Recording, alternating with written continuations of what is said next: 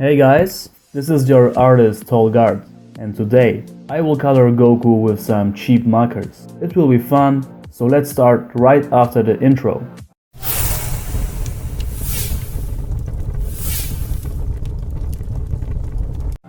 So, before I show you the markers I will use in this video, let's do the sketching and the inking of Goku.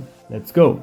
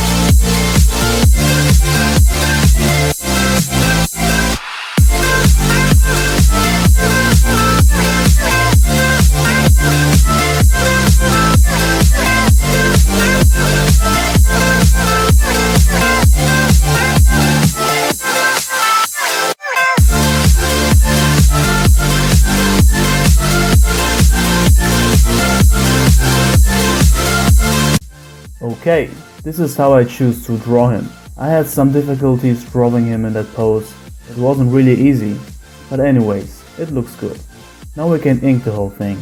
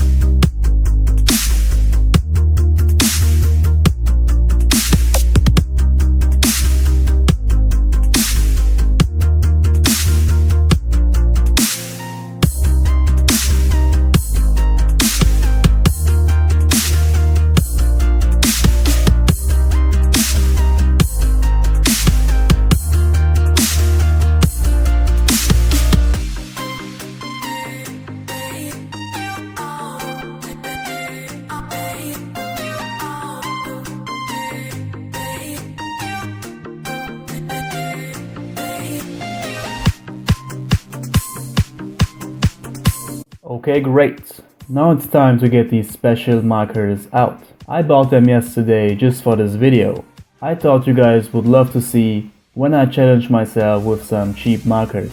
I got these for around $4, and as we can see, we have 10 color tones here, so not many options. These are water-based markers, which means that we cannot blend them. But let's see how they work.